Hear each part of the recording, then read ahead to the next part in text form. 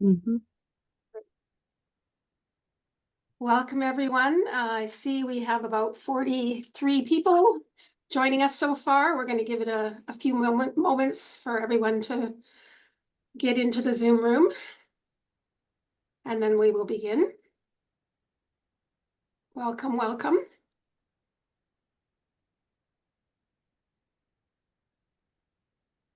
All right.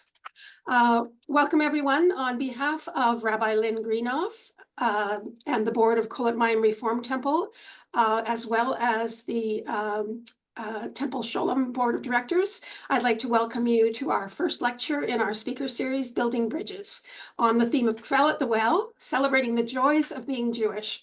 We're so glad you could join us today.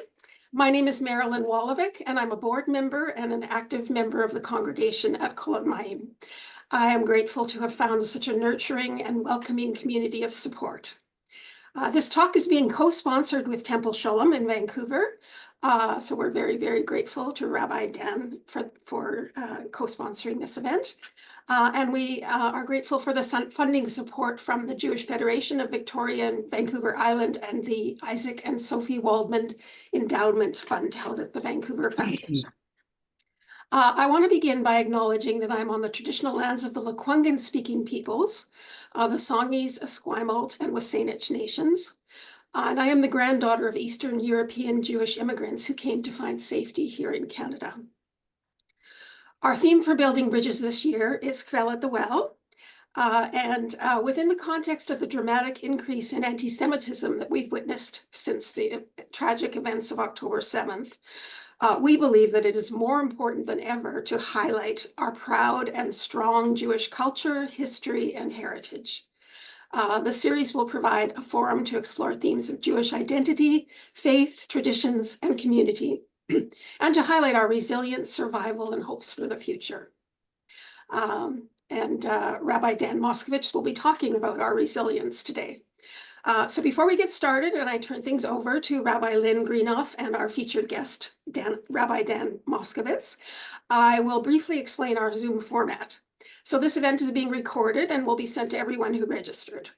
Rabbi Lynn, who is our beloved rabbi at Kulat Mayim here in Victoria, BC, Canada, will engage in a 50-minute conversation with Rabbi Dan on the theme of celebrating Jewish resilience. Following their conversation, we will have a 15-minute Q&A session at around noon. So please enter your questions in the Q&A tab on your Zoom screen. Keep your questions short and ask in the form of a question rather than a statement. Closed captioning is available if you wish to use that. And now, Sam, if you could spotlight Rabbi Lynn and Rabbi Dan, I would appreciate that. Great, welcome, welcome.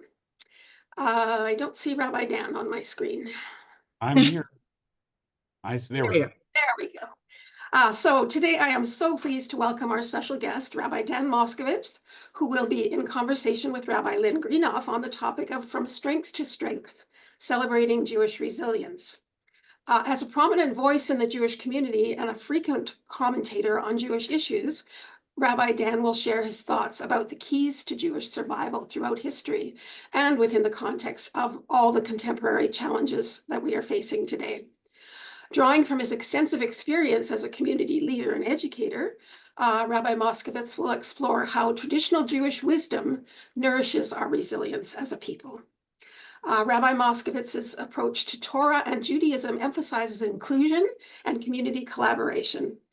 As the founding co-chair of the Anti-Semitism and Israel Crisis Response Team of the Jewish Federation of Greater Vancouver, he brings a unique perspective on confronting contemporary challenges to Jewish life.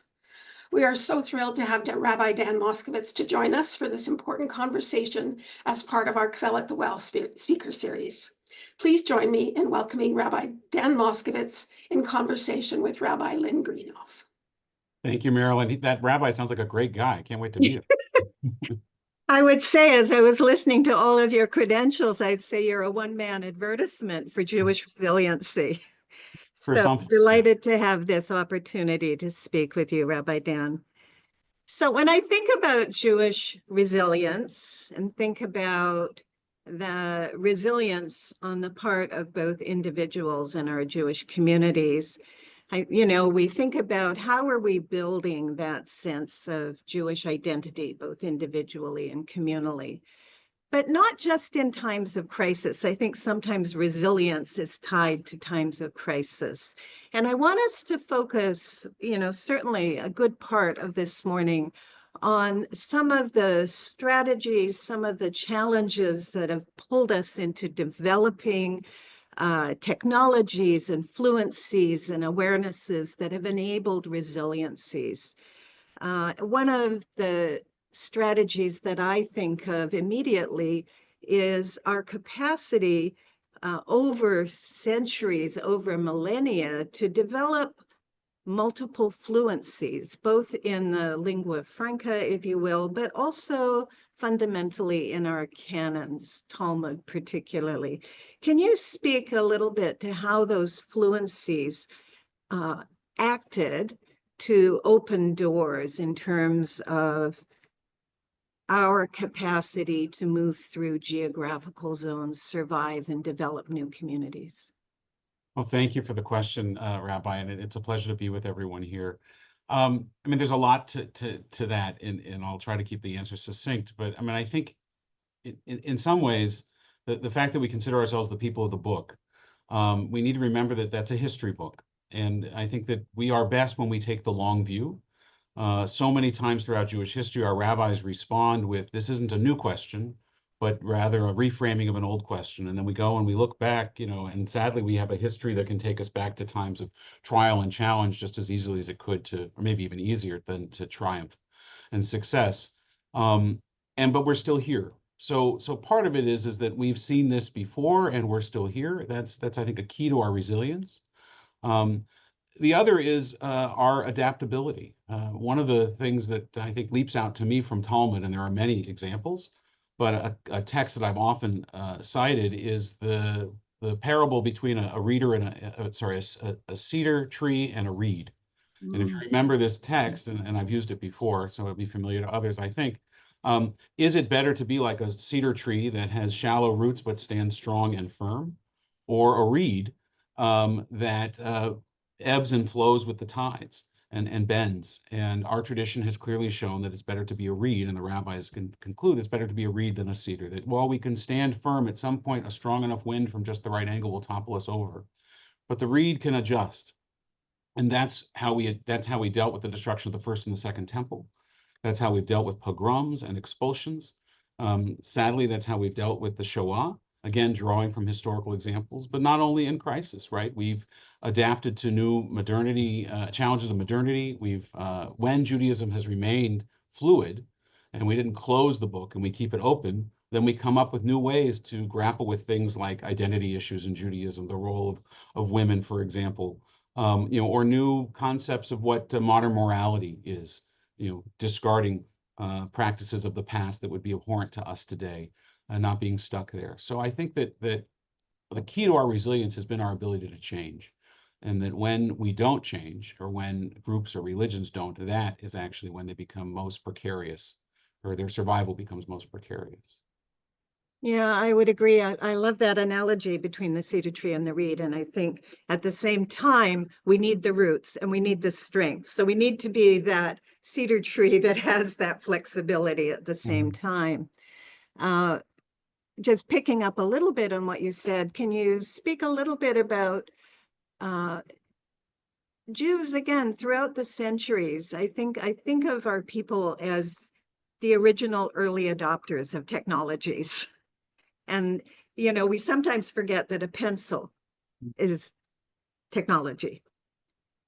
I think particularly about the printing and publishing industry, about how that really changed our capacity for resilience in the medieval period. Can you speak a bit about how access to printing really enabled a breadth of resilience differently? Without a doubt. The portability of Judaism, right? And this is really the rabbinic period, because prior to the rabbinic period, you had to go to the Beit HaMikdash, for your pilgrimages, to encounter the priest, to make your sacrifice, to essentially commune with God. But after that, and our rabbis determined that the study of the sacrifices and the priestly cult, if you would, the temple cult, would be equal to, if not more, than actually performing it. And then the ability to have this, what really is, I think, if we could say it's the original Wikipedia, in that the Talmud is a conversation that doesn't take place with people in the same room. We just hear in our congregation reread as a driven leaf. And what I love about many things about that book, and if you all haven't read it, it's Milton Steinberg, and it's a true classic, a Jewish tale. Is that it reminds us that that wasn't actually a conversation that took place in one place, but over millennia of rabbis and their students and the students of their students quoting each other and having this dialogue, and all of that gets recorded. So that the portability of that in terms of finally canonizing our text, Mishnah and Gemara, ultimately becoming Talmud, later rabbinic responsa, having those to pull off a bookshelf and refer to. But also just the ongoing dialogue. When we think about sort of technologies, I think about Pesach and the printed Haggadah, but also the technology, if we can call it that, of the socialization of the story. That coming together every year to retell our story, as opposed to tell it and forget it kind of thing. I can't think of a more important repetition in Jewish tradition, maybe Shabbat. But what Pesach does to remind us of, and we're in the midst of it right now in the Parsha, to remind us of the story of redemption, to remind us of our role, Moses' role, God's role, the role of miracles, and to reinterpret that through the lens of our modern experience, to see the pharaohs of our time. I mean, that's part of sort of Jewish technology as well, I guess, even if we would consider it to be more of a non-technical kind of thing.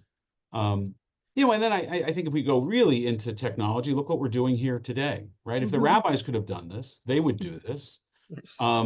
And we look at silver linings out of the horrible COVID pandemic and how many things moved online. Our minyan, our daily minyan here at our synagogue, has not come back into the building except for on special occasions, but they meet, I'll say religiously, online, a few times a week.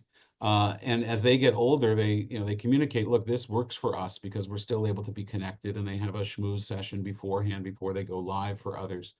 But that accessibility, and here I'm going to credit Reform or Progressive Judaism, because I have Orthodox or traditional colleagues who won't push a button, who won't stand in front of a camera, who won't use an assisted listening device so that people in their congregation who can't hear could hear. And that, again, is when we stop adapting, when we stop responding to the challenges of the time, when we stop responding to modernity, that's when Judaism, I think, begins to wither.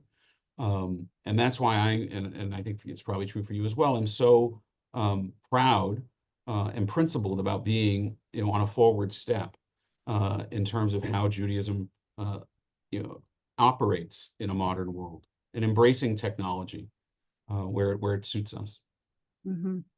Yeah, I love the idea, and I have for many years as a Jew, we live in hypertext. Right.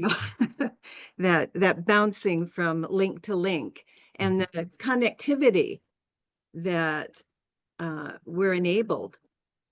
Even I think I go back to those early days after the destruction, where Jews in Spain were sending letters, maybe arriving 4 months later, to the Rabbonim in Bavel in Babylon, asking a question. How do we do this? We have no matzah. That endless asking of questions, those questions interpreted in the locality of time and space and geography. But building constantly, as you're referencing here, this new Judaism that's grounded in the old, and that asking of those questions again, here we are shifting from Bo to Bishalach, where we're encouraged in both, as our Darshan taught us yesterday, that asking of questions. We have millennia of asking of questions about survival. How do we do this in this circumstance? Just to bring up something you just mentioned, you talked about matzah. I gave a sermon, I think it was on Yom Kippur of 5783, right? Or 5784, I guess. So nobody remembers it because October 7th happened just days after. The sermon was about AI, which we all thought that was going to be the thing that we talked about for the last year and a half, and I wish it had been. But at the frame of the sermon was about the automatic matzah machine, an article that I had picked up about the creation of the automatic matzah machine in the 1800s, and the debate amongst the rabbis of whether this was a good thing or not, because there was a whole industry, particularly of women, who were making matzah. And this is what kept them busy, and this is what gave them purpose. And to hand make your matzah, like hand making your clothes or your furniture or whatever it is, was a particularly spiritual and visceral experience, versus being able to mass produce matzah, making it affordable, making it in a way that was more standardized. So honestly, it could be shipped and it could be transported and all these kinds of things. And the results were mixed. We never agreed. We don't often. But the majority of the rabbis came down on the side of using the technology because it allowed for the propagation of more matzah, right? More matzah, more mitzvahs, so to speak. And so I think we have to balance the two, but we can't stay in the past, right? Change is going to march on, whatever the phrase is that I'm missing. Progress is going to keep progressing, I guess is what I'm trying to say. And it has, I think, been Judaism's, if I can use this as mixing a metaphor, saving grace, to move with progress as opposed to try to put locks on the inside of the ghetto walls, right?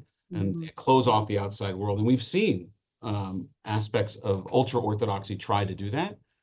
And I'm envious in some ways about their not using smartphones and social media. I wish that I had locked those things out, but those are a few exceptions. In general, I think we have to move with the times, and like the reed, we have to flow with the river. Yeah, I've done a fair bit of research over decades about matters involving Chevra Kadisha. And one of the things that became really apparent early in my research was that the printing industry enabled women in particular, and the Am Haaretz, if you will, the uneducated Jewish men who only read and spoke Yiddish, to engage in a mitzvah differently, because they could have manuals printed in a language they could read. And that enabled the mitzvah of Chevra Kadisha and of a correcting of behaviors very, very differently post-publishing industry. So I think that aspect of literacy and fluency and meeting people where they are and then moving us forward, that aspect of literacy has been really critical to our resiliency. I was just here the other night with Archbishop Miller of the Catholic Archdiocese here in Vancouver. And he and I have become friends, and we do a dialogue similar to this once a year. And we've had this conversation a few times about Latin versus Hebrew. And very few people speak Latin, and so it's become the Latin liturgy of the Catholic Church has become only the domain of the priests. Right. Nobody knows what's going on. Now, I wouldn't say that my congregation is fluent in Hebrew, but they're familiar enough with keyword Hebrew vocabulary that they can recognize what's a bracha and what's a quote from Torah and the word ahava and all these different things in Adonai. And then of course we have modern Israel, which has brought back Hebrew as a conversational language, even though it's a Lashon Kodesh, a holy language that wasn't usually spoken on the streets. But again, if I look to the history of the Reform movement and the prayer in the vernacular, going all the way back to Germany, to make these words accessible, even if they tweaked the traditional meaning and they sanitized it or maybe improved it, as I would think that we have, certainly with in terms of gender inclusion and stuff in the last century or 50 years. That's an important adjustment. And, I look at our own congregation and we sing just about everything, and it's almost entirely in Hebrew. Certainly the Drash is in English. But there is a commentary that goes along, and the Siddur has transliteration and it has translation. And that's another use of technology, the ability to put those two things or three things next to each other on a page. This means that. That's huge. And those congregations that have embraced it, we haven't, that have been able to either put prayers up on the screen so that they can change for the times, or tablets in front of people so they can create different pages for different purposes. These are all, I think, ways of making prayer more personal and more relevant, which is the purpose of prayer. Right. It's not some ancient incantation. We got to say these magic words because that's what they said was so spectacular about a sunset back in the 1600s. What do we say about sunsets today? And in the 21st century, and how can we put it in our phraseology, and how can we put it into our vocabulary? Yeah, I have often wished that the Reform movement, a more liberal publishing house, Jewish publishing house, would enter the publishing industry. I use ArtScroll Interlinear, and I recommend it for people learning, because to try and translate from paragraph to paragraph is very difficult. And I wish we had an equivalent, but time will tell. There used to be, that company went out of business. The Matsuda Sidur used to do an interlinear line by line translation, and there are was it Everett Fox's translation? I think was pretty good idiomatically of the Chumash. But but I have a Fox, and it's all English. Oh, I see. Okay. So that's anyway. I would like to address the issue of Jewish women a little bit, and how women have played a factor in resiliency in general, given that's our overall topic. And thinking about the role of women through, I mean, even if we come up to 17 and 1800s, the later period in Europe, thinking about how many women would learn the local language, be kind of an intermediary, and at the same time be a real force of presence within Jewish homes, and the role of Jewish family and familial structures in maintaining who we are, our identity, our culture, our traditions. It seems to me that Jewish family is really fundamental. I think one of the takeaways from The Jew and the Lotus, these many years ago, when Jewish Rabbonim and others were invited to come to meet the Dalai Lama in Dharamsala, the takeaway, the real question for the Dalai Lama was how to survive in a culture that's repudiated your culture without those solid family infrastructures. Can you speak to that a bit, please? Yeah, I mean, I remember the book well, and I remember part of that answer was Shabbos, right? And that's the Ahad Ha'am. I think it was Ahad Ha'am's line. As much as the Jewish people have kept the Sabbath has kept the Jewish people. And women have traditionally been the caretaker of not only the Shabbos, but of the Mikdash Mayat, of the sanctuary miniature of the home. And that's where Judaism has lived. It's not lived in the synagogue. I say to my congregants all the time, it's not about how often you show up in synagogue, but how often synagogue shows up in you. And where does it show up most of all? It shows up in the home. So, again, if we use a very traditional model, and we're going back to shtetl times, the woman was responsible, the woman of the house, and I'm very sensitive to how gendered this is, but I'm going with historical explanation, with sensitivity to that.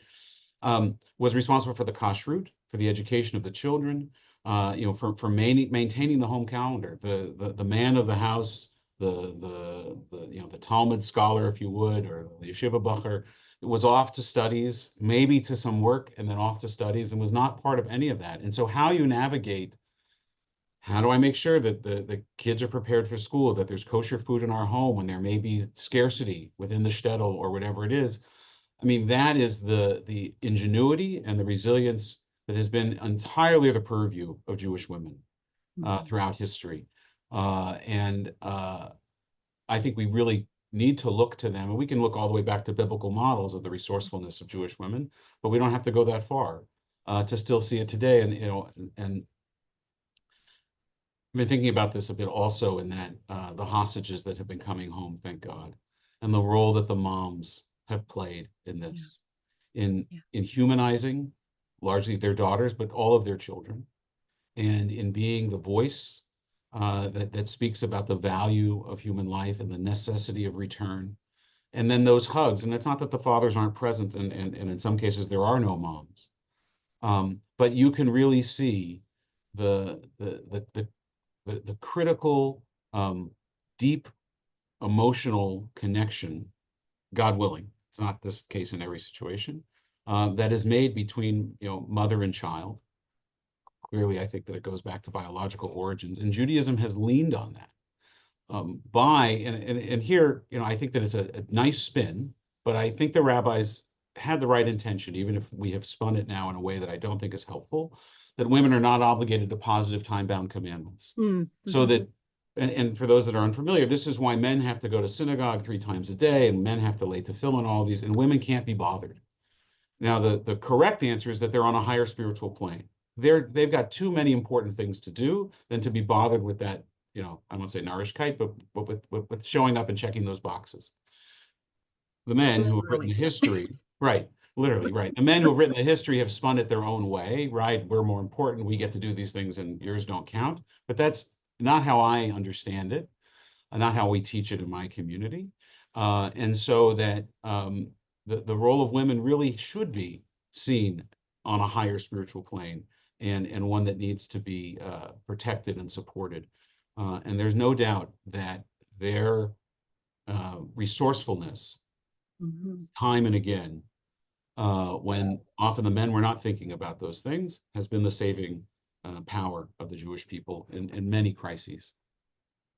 Yeah, your speaking reminded me of a book, Woman as Ritual Expert. And I'm blanking on the author in the moment, but it was very interesting to read her book, because exactly what you're describing, the women of the home, and these were Sfadi women living in Israel that the author was interviewing, who knew every aspect of kashrut, who knew every aspect of observance, but deferred every moment to the rabbi, to the husband. They were the experts. So truly, thank you. I want to take a moment and talk about how some of the legal and economic and religious systems of dominant cultures have precluded Jews from entering systems of guilds, of areas of work. But that precluding of entrance has actually enabled us to develop our own systems that turned into really important systems of survival, developing trade routes, developing geographical awarenesses that were far beyond typical of their day, financial skills. Can you speak to that kind of inverse specialization that helped both survival, resilience, and excellence? Right. I mean, however long we are into this talk, it's kind of surprising that with this first time I've referenced, crisis as an opportunity, right? But it certainly has been the pressure cooker that has created so many of these Jewish institutions. We could go back to the creation of the first Jewish benevolent societies and B'nai B'rith in New York when immigrants came, because nobody would bury their dead. And so the first thing that we would set up would be a Chevra Kadisha and a burial society, which was what B'nai B'rith was, so that we could do those things for ourselves. All of the places that we were excluded from, whether those be clubs or educational institutions or trade unions and those kinds of things, so that we had to create our own places and spaces. And that has been, I think, empowering for Jews. I think that we have to, sort of have a deep appreciation for the resourcefulness of the generations that came before us. I sit in an institution, that was built 50 years ago, this building in the 1980s, so not quite 50 years ago, but the synagogue itself, almost 60 years, at a time of Jewish flourishing, of what we now call sort of the golden age of North American Judaism, and we're wondering if we're outside of that. But most of the institutions that we have been raised in were built by a generation of Jews who were excluded from general society. And so they decided to build up their own institutions.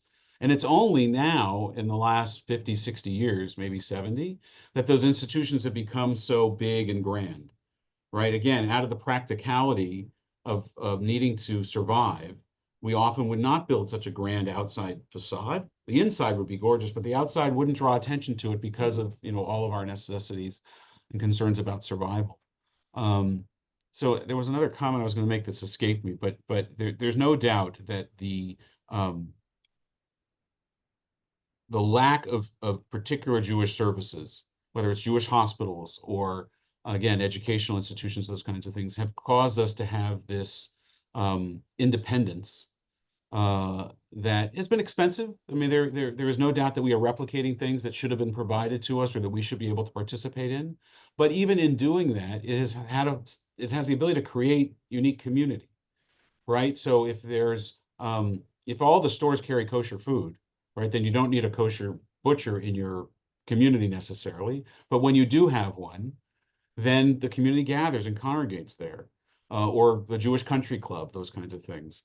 And I think that with the pain that has come with having to create those have been very positive contributions to Jewish identity and continuity.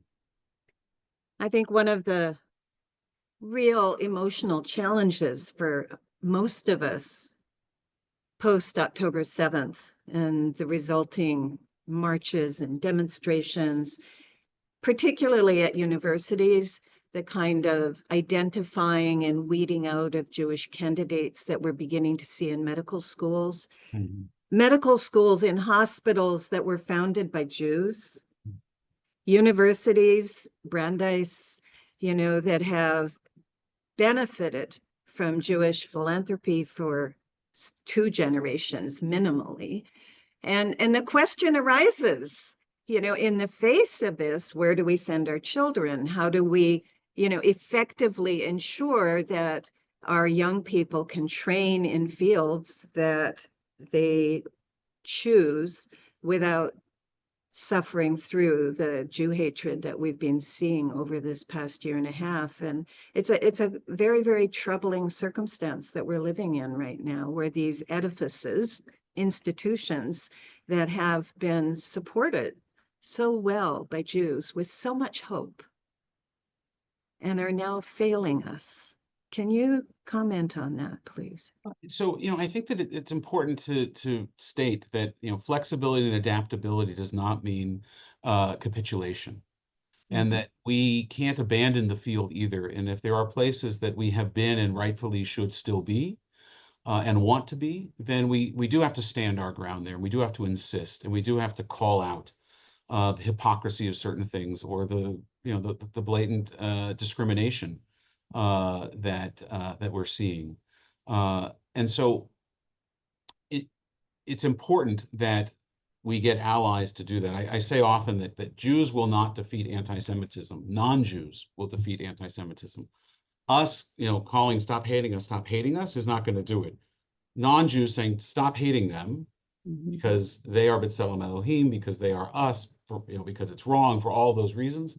We need to create those allies. And so we can't, Al Tifrosh Min HaTzibur, we can't separate ourselves from the community.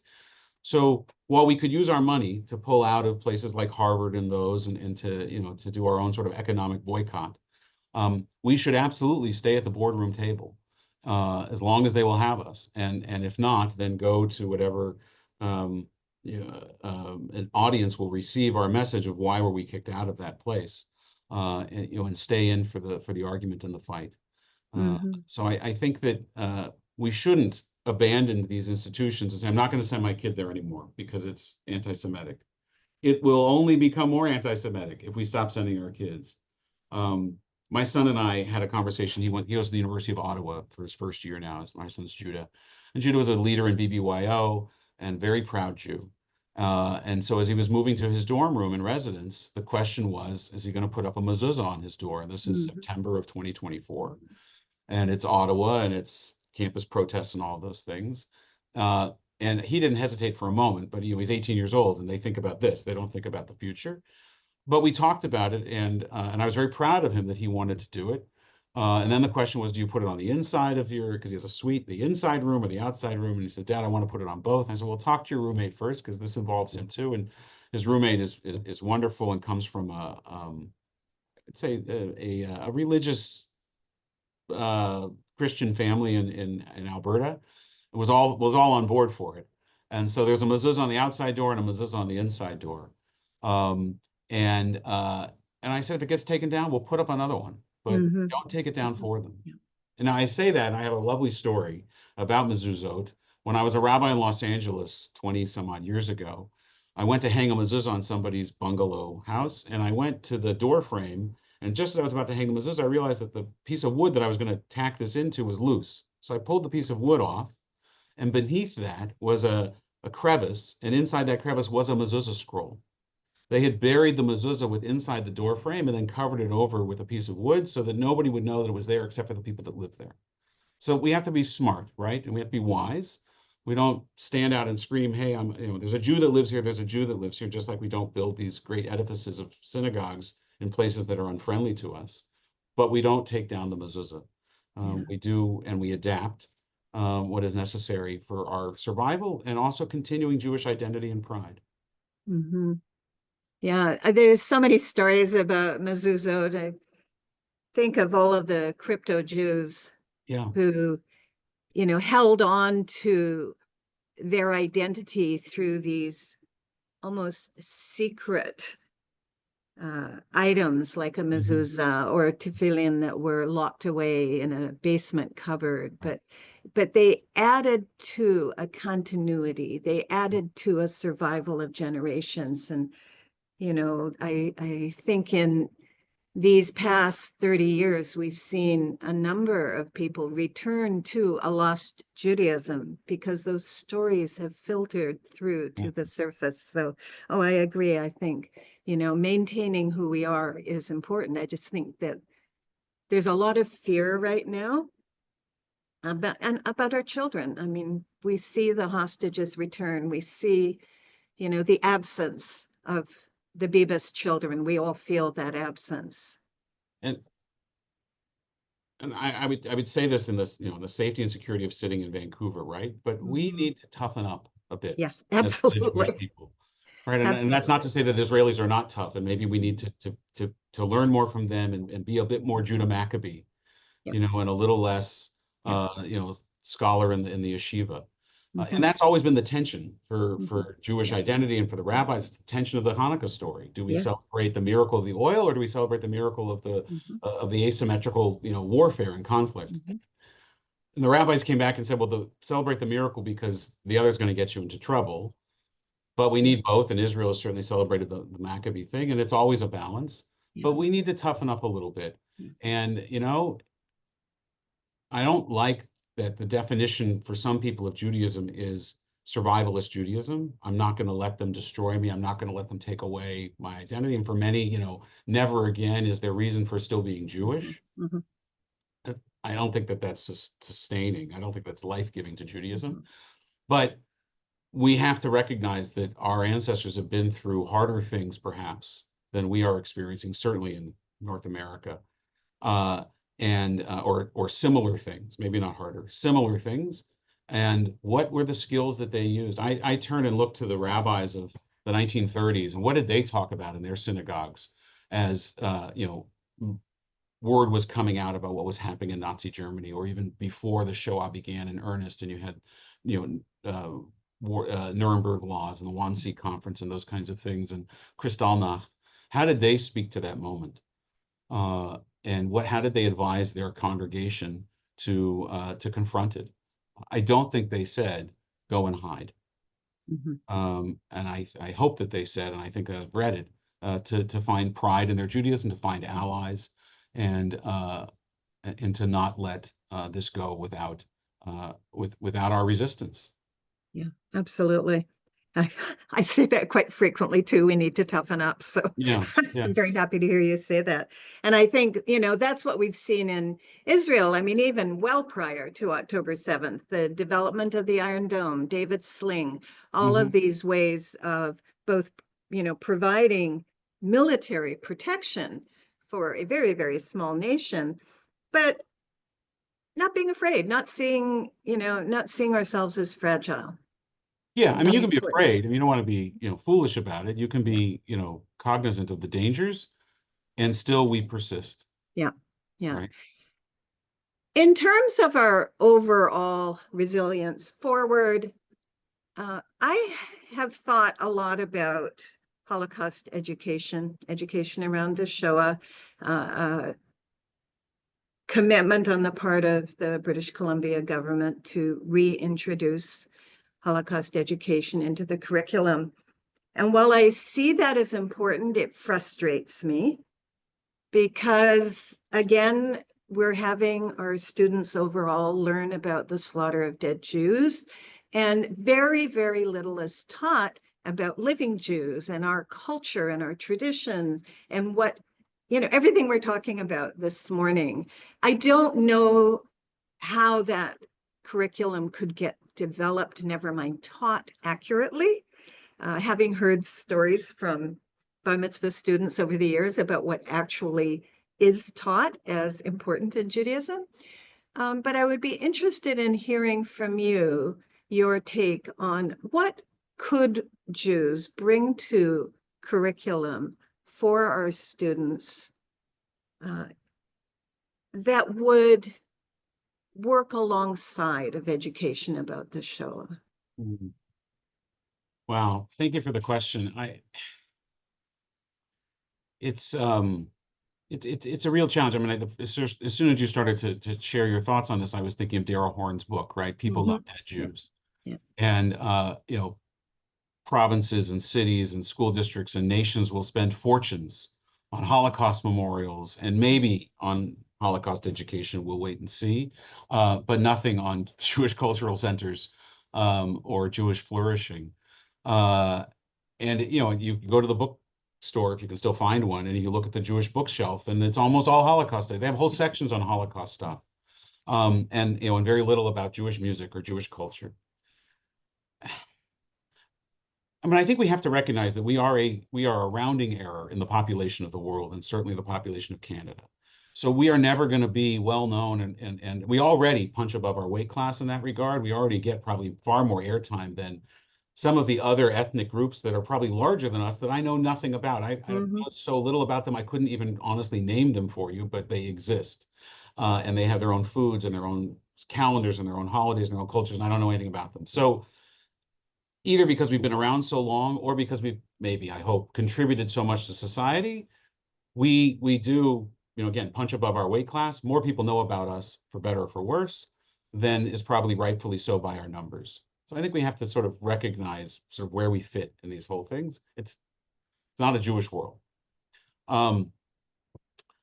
Yes, I worry very much about Holocaust education and who's going to write that. And as we're seeing now, certainly here in the VSB, in the context of October 7th and anti-Semitism and delegitimization of Israel and all of this settler colonialism stuff and all of these things, it is a huge political football, and every time that it gets lumped together with either other genocides or Islamophobia and these two are not the same ththing.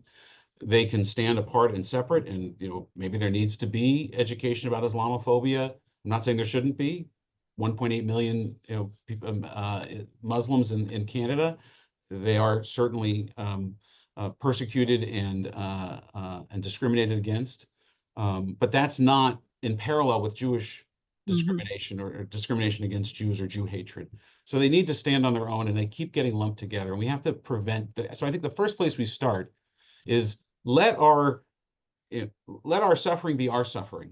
Right? I learned this from Robbie Weissman and from Chief Robert Joseph. They were here one slichot, and I asked, as they were talking about their shared experiences in residential schools and in the Shoah, and both of them said the same thing. One should not compare traumas. Our trauma is our trauma, and it doesn't need to be justified by being put on some kind of spectrum of measurement with other traumas. So we need to fight for it to be its own thing. And then if we do want to have more of an appreciation for Judaism in the public square, we need to be more public about our Judaism. And I think this goes against type for Jews out of a survivalist mentality that has served us well. So there's a question about when is the right time to do this. When do we put up the big facade of a synagogue and everybody can see that this giant temple and everybody should come? And when do we hide the mezuzah inside the door frame? And that's the art, not the science of living Jewishly today. This is not the time for that. It is the time to engage with our political leaders. It is the time to demand that we don't get erased. It is the time to fight for our identity. But it's not the time to go have a parade down the street for Israel Independence Day or those kinds of things. We haven't survived, in my view, We haven't survived this long by being stupid and inviting un, un, unhelpful, dangerous attention upon ourselves at the wrong time. Yeah, I have wondered over the years at various moments of crisis, the Tree of Life, appalling murders. When do the political leaders and the representatives of the police force turn up to stand with us? They come stand with us at moments of crisis. Where are you for Shavuot is what I want to ask. And I think that's a bit on us. Right. Are we inviting them in? Yep. Right. We have the Seder. It talks about all who are hungry, come and eat. Are we using that as an opportunity for outreach? Are we offering ourselves up to the Christian community, the Muslim community, the Chinese community, the Southeast Asian community, to have information nights about Judaism, to come in and share Jewish cooking, Jewish history, Jewish story? Maybe they wouldn't want to have us right now, and God willing, that'll go away, and we'll find ourselves back in a time when there's a curiosity about us or things have settled, and then we need to capitalize on that moment. It doesn't always work, right? I partnered with many interfaith colleagues for 10 years before October 7th, ever since I came here.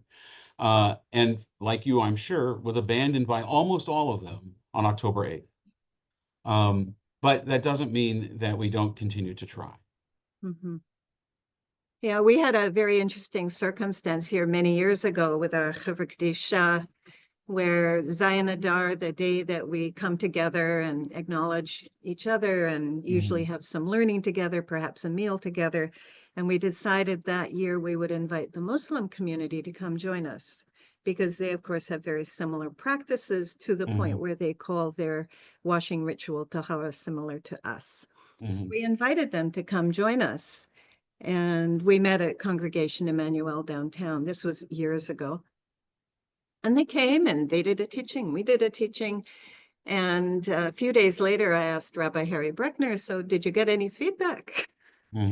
And the feedback he received, it was so interesting. They were happy to come into our synagogue. They haven't been back. But it was the first time that the Sunni and the Shia had shared a meal together in the synagogue. You were the conduit for that, yeah. And they were unhappy with that more than they were unhappy with being with us. So it was one of those kind of funny, I'm not quite sure where to file that moment. So, yeah, when we talk about demographics and we talk about numbers and we talk about the work to do, one can feel a little overwhelmed. But I do think it's important that we find more opportunities to speak, even now, with the probable allies. And we do have not even probable, we do have allies. We hold rallies here. We've held, I think, 5, I may be wrong. And from rally to rally, they will be sponsored either by the Jewish community or Christians in Victoria. And so those relationships are very precious. Yeah. I think we need to do a little more to ensure that they're really stable. Well, Alti Frosh Min Hatzipor, the rabbis never quite define what they mean by community. Do they mean your family? Do they mean your connected circle to that? Or do they mean the broader? I've always interpreted it as to be the broadest, but that's not to the exclusion of not separating yourself from your kihila, from your, from your community, the Jewish community itself, as well as the broader community that we exist in. Yeah, it's the gradations of identity. And I think that's part of what we're talking about here is, when does the Jew, depart from an individual identity into that, collectivity. And that's been used against us. But we all have a responsibility at the same time to build into that collectivity an identity that holds, as you've been saying, pride. We should shep nachas together. We should really hold each other. In your estimation, you've mentioned Shabbat a few times. Would you see maintenance of Shabbat as a real central binding ritual of identity and continuity. Absolutely. And I want to That was a say, give question. yeah, thank you. And I want to say as a preface that my definition of Shabbat, your definition of Shabbat, and anybody who's listening to this can be unique to them. All right. In some ways, we do make our own Shabbos, as the old joke goes, that we're not supposed to, but we do. And the importance of it is the consistency and the ritualization. So, what is something that is sacred? It's something that's separated and elevated. So we need to create sacred time and rituals and separate them from others. So your Shabbos dinner, whether it's chicken or Chipotle, should feel different than every other night.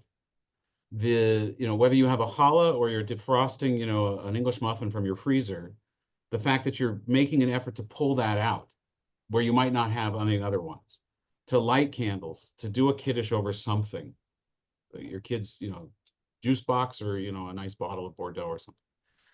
Those are so important. And I looked at my own family and, you'd say, oh, rabbis' kids, but as you probably know too, and, you become a rabbi because you love being Jewish, and then you work on all the Jewish holidays. Like, it's hardest for us to do Shabbos, right? I got to get to synagogue early. I'm writing a sermon, God knows what I was doing that whole day. It's not like I can just sit around and prepare, and thank God for my wife, who's a saint, who pulls this together, and our children.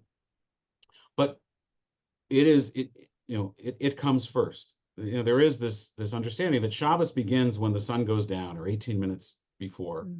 We don't get to pick when Shabbos starts. We can pick when it ends all the way to Wednesday, but it starts when it starts, and so we have to be ready. So I really do think that the Shabbos meal is important. I think having a Shabbos community, whether that's going to synagogue or you have people over every Saturday for a lunch or a walk or whatever, I think that that's important. Creating your own halakha around what you do and don't do on Shabbos. It might be that you still use electricity, and most people do, but you're not using it for work, right? You'll sit and watch Netflix with your family, but you won't watch the news or the markets or whatever. I had a congregant in Los Angeles who he would go on a bike ride every Shabbos, right? And if we remember the Big Lebowski, you're not supposed to ride on Shabbos, right? I don't roll on Shabbos. But he never went on a bike ride during the week. And so that was what made his Shabbos sacred. So we got to find those things and then put them in a Jewish context. It isn't the weekend, it's holy time. And if we think of it as a weekend, then that's a gift from civil society. But if we think of it as holy time, that's a gift from God. And that's what is sacred, not civil society, but that sense of this is a mitzvah, a holy obligation, not just a good deed, but a holy obligation and sacred responsibility. So there is no doubt to me that the key to Jewish survival and flourishing, it lives within our calendar. And at the center of that is our weekly Shabbos experience. And I'll just say one last thing. I think about Havdalah also, which most people who go to camp love Havdalah and never do it outside of camp, right? And then most Jews, like, oh my God, I love this ritual, and we never do it. But just think about what Havdalah means. Havdalah means that we're separating Bein Kodesh L'Chol, from the holiness of Shabbat to the ordinariness of the rest of the week. If you haven't done something holy, then there's no Havdalah to be had. So whatever you do on Saturday night or Sunday morning, whenever you feel like your Shabbos is over, can you look back and say, I made holy time. I created, as Heschel calls, this island of holiness. And if you didn't, then you're doing it wrong. And try next week. You always get another chance. This is true. We are the people of second and third and fourth chances. Right. Yes. Yeah. I'm just thinking to this past Shabbat, because I know you know the family, and Kenny and Sharon and my husband and I, Aaron, and I sat with Jack in his last breaths making Shabbos. Right. Jack needed one more Shabbos. Yeah. And it was such a precious time. And to really build that sense of precious time with our families, that sense of holiness and sacredness, that just stepping out. We live within a calendar, but we step out of time. It's so important, and we need to see it as religious, not spiritual. Yes. The difference Thank you. The difference between religion and spirituality is religion on your terms, and religion is spirituality on God's terms. Right? So under spirituality, you can make up your own rules and you can do it or not do it, but religion calls on you. It makes a demand on you, and you have to conform to it. which means Shabbos happens when Shabbos happens. Yeah, we adjust and we make things do, but we don't get to just make up our own rules. They have to at least be in a framework. So I think we need to do these things in a religious way, not just seeking spirituality. I meet people quite frequently when they discover what I do.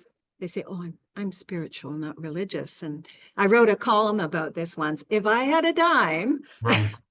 I would be a very wealthy rabbi. Mm-hmm. And I often say back to that person, I'm religious, not spiritual. Let's have a conversation about that. Right. I think it's a really important distinction. And I think it's a distinction. I think religiosity, the whole word, which is a weird word anyway, Yeah. has just gotten put into the dustbin over these past years. And I think it's really important to claim that that identity is useful.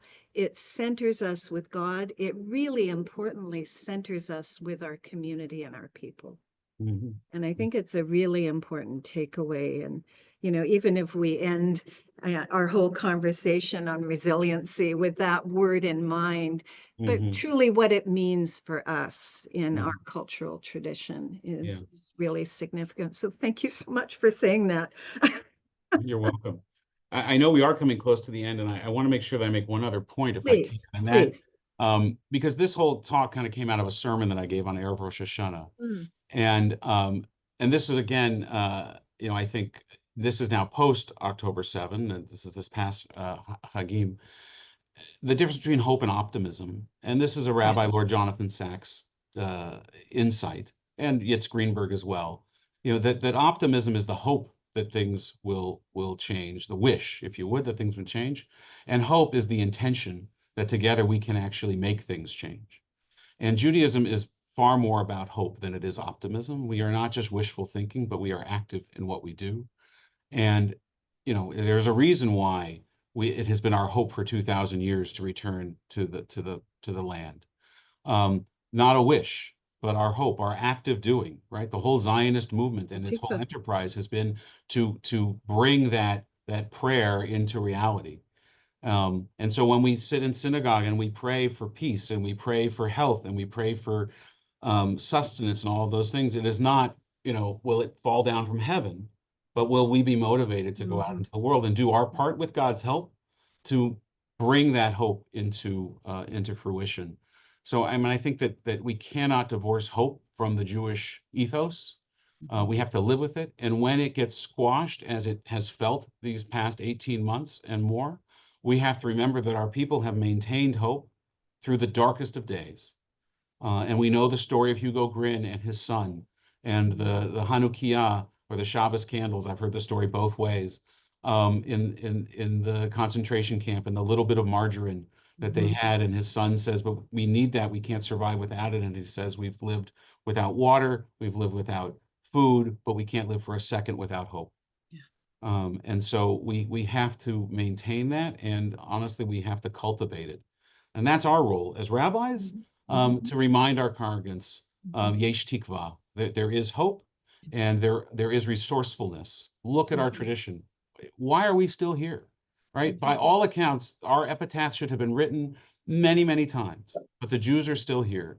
It is not just because of miracles of God. It is also the man-made, human-made miracles of our perseverance, our resilience, our adaptability, which is centered in our hope. Amen. We had a shaliach from, excuse me, from Israel come to speak with us through Federation Vancouver Island, and Sarah's words to us finally was "do hope," which is what we've been working with this past year. How can we do hope? So I think we're coming to a wrap up. If I'm remembering my role correctly, I'm going to look into the Q&A and see what questions we have from our listeners. So let me have a look here. Very tiny font, I can say. So Rabbi Dan, how can you, we're going to just, So a message from Art: the non-Jews that would accept our invitations will not be the haters protesters. The haters need invitations to jail. So I mean, if that's So, how one wants to use this time to ask those kinds of questions, but yeah. but I'll take a bit of the question that's being offered here to say that we have to engage up to the point that we can't anymore. Mm-hmm. Yesh Gabul, there are boundaries, there are red lines, and I have them, as do, I think, all sensible human beings. But we need to engage up until the point that we can't, because when you decide, I can no longer talk to this person, there is no hope of changing that mind, then all of the decisions that follow from that, they are not hypothetical. They are, cutting off whatever opportunities or possibilities, are necessary for the survival of your community. So it doesn't mean, look, listening is not agreeing. Listening is learning. Mm-hmm. So I'm willing to listen respectfully, if people will be respectful to me, to just about anyone in its right time and place. And I would hope that they would listen to me, whether they do or they don't. I will learn from them, even and particularly when I disagree with them. In a democratic society, that is actually the core of our function. If we don't listen to opinions that we disagree with, then we never learn. And this is my great worry about social media and the siloing of our news sources and all of these things, is that we're only getting this echo chamber that's reinforcing what we already believe, and we're not hearing another view. And that's not how the rabbis did it. The rabbis sat with people that disagreed with them so they could get to the truth, because each person had a kernel of something in there. And when you pull all of those conversations together over the hundreds of years of Talmudic discourse, you get to the ikar, you get to the essence, and then you get to the emes, you get to the truth. You don't get to the truth on your own. You only get to it through, I believe, the taking in of different bits and pieces. It's like a puzzle, and everybody's got a piece. Even in their anger, even in their obstinance, even in perhaps their abhorrent things that they say, we can learn something from that. If nothing else, just what we are really up against. Sorry, I have to, for some reason, the font is so tiny. Well, there's those two questions are not helpful. If there's other oh, and then the question disappeared. Excuse me a moment. Okay. Here we are. Oh, sharing is not turned on. So the question is, can you tell us some success stories about your work with the broader community? Well, I had a lot more of them before October 7th, I can tell you. So I guess they weren't as successful as I had hoped they were. During the Syrian refugee crisis, and there's still a crisis, but during the Syrian civil war, I should say, in the height of that crisis, when Canada created unique paths for Syrian refugees, our congregation took on the sponsoring of Kurdish Syrian refugees in particular. The Kurds are a different category of refugee, or a different category of people from that part of the Arab world. They actually have, I think the joke, Terry Glavin said this the other day, is let's just do the Israelis and the Kurds. The Israelis are the Kurds with an air force. Right, I saw that. Yeah. He's very clever. He's very clever, and he said it better than I did. But we got to know these Kurdish families by bringing them in, and we have maintained relationships with them. They already had an affinity for Israel, maybe not a clear understanding of Judaism, but we have built friendships and relationships and maintained those with all of them, really to see the humanity in each other, to see the suffering of each other, and to see the sort of the common space that we share. Interestingly enough, though those partnerships have been built with the refugee families that we brought in and some of the refugee agencies, even though we were bringing in, some of these were practicing Muslims, we did not, even then, before October 7th, really develop any relationships because of that with the Muslim community. There was no, I don't say credit given, but it wasn't, we didn't keep it a secret. We were sharing it. It was in the news and the whole thing.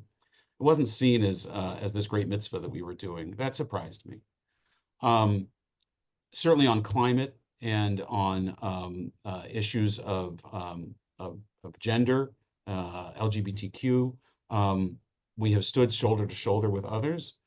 They have cut us out now since October 7th because of the crazy intersectionality, and I don't want to stand with them either right now, to be honest. I think for the right reasons. I think theirs are wrong, but you know, I mentioned it before. A lovely partnership that's developed is with the Catholic Church and with Archbishop Miller, and we've had these wonderful exchanges. And I've had people from his community come to my congregation, many actually of late. Certainly after we have our dialogues with each other, just to be present, to either be in solidarity or just out of curiosity. We open our synagogue up to public schools and private schools that want to be on, you know, they're doing a religions of the world kind of thing, and I get university students, and I'm happy to have them. And we're always trying to be as open and as welcoming as that. You know, that's a little bit of them knocking on our door instead of us knocking on theirs. Maybe we need to do more knocking on theirs. We need to go to their institutions as well. You can't just sit back and wait for people to come to you. But there's no doubt it is a highly charged environment, and I'm not naive about that, and I'm not having any expectations that this is just going to sort of magically get better. So another question, how do you personally maintain your own resilience in these times, which are challenging truly for us all? Yeah. Prayer, a sense of purpose. I think humor, a sense of humor is important. Hope, having a moral compass, taking a long view. You know, ultimately, it's not.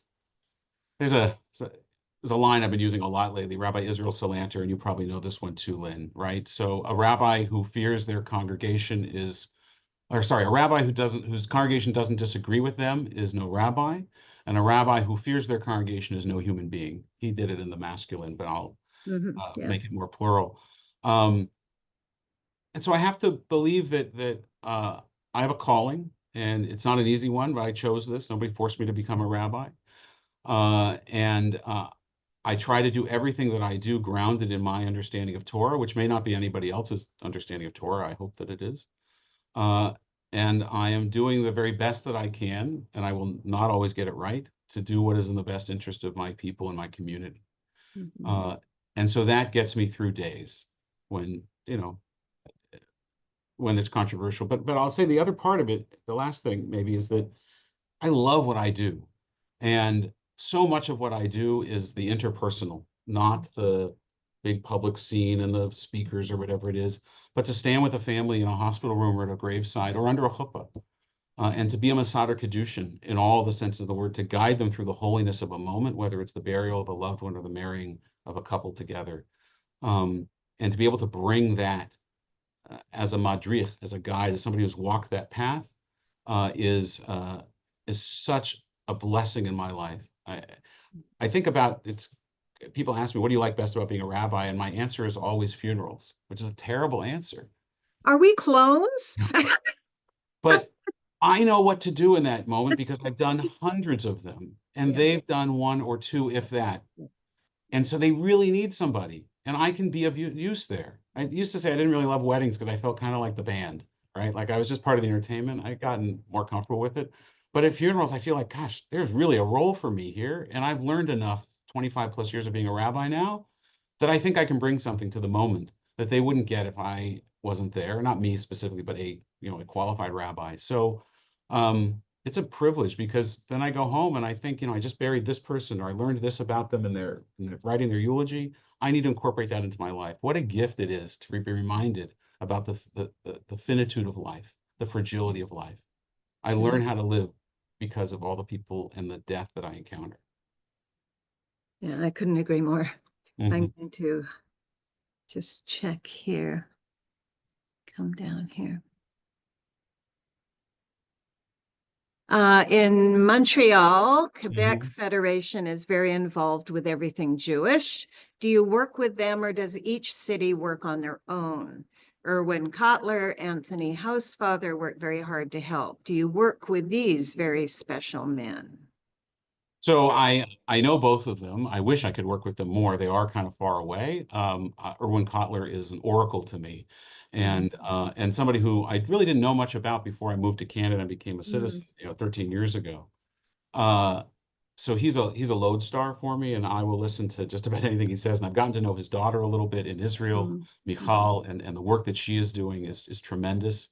And Anthony Housefather, I've gotten to know also of late, and I subscribe to his list, and we dialogue every now and then. And these are wonderful individuals. But no, each Jewish community in Vancouver, and sorry, in Canada, though there is communication between the federations, they live in different environments, and what happens in Quebec is very different than what we're experiencing in British Columbia, and so we have different needs as well. Yeah, I would say, we have people here who have a very close relationship with Erwin Kotler, and when you describe him as a lodestar, I think he is for all of Canadian Jewry for sure, and well beyond. And I think this conversation this morning is just reinforcing so much of what he has taught us, to speak together, to act together, to hold who we are, to enter the larger community, to not create our own little shtetl here. And I think that is important. And at the same time, we need to maintain the shtetl, if you will, because we need to go home. Yeah. And it is a balancing act. I think about, what you were saying about funerals, and one of my mantras is I learned to live by sitting with the dead. Yeah, I would agree 100%.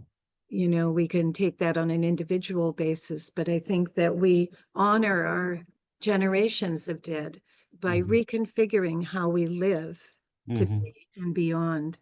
And I sometimes wonder if we need a new Mishnah, if we need, in the shadow of the Shoah, we need to construct a new Talmud and just keep it going for those hundreds of years, to really have a grand, we have capacity now so differently.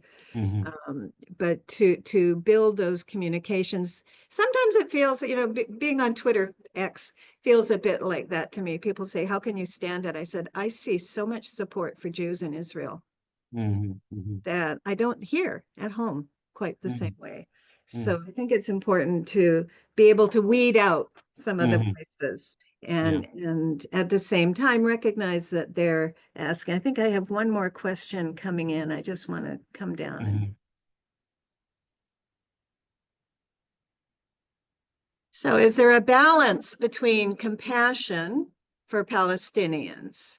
How do we reach out, reduce the anger we feel towards our enemies? Is there a way? And then the question got cut off. Right. But I think that's an important question. How do we show Rahmanas? How do we show compassion? When, I have spent many weeks standing quietly at the weekly gatherings of the anti-Israel crowd at the legislature. And I hear a lot of lies. It's hard to find Rahmanas, I will admit. Can you give us a closing that allows us to reach in, reach out, or maybe the time is not now? I have tremendous sympathy for what the Palestinian people have been put through throughout their history. I'm focused on my people right now, and I'm sure they are focused on theirs. And I hope in some time we will be able to have compassion for each other and see each other again, not as enemies and not as the source of all of our troubles and all of our pain. But right now I can't separate from that, to be honest. And I don't blame or hold responsible all the Palestinian people. And I think that the context in which they have experienced the brutality of Hamas contributes to how they view and see Israel and the Jewish people.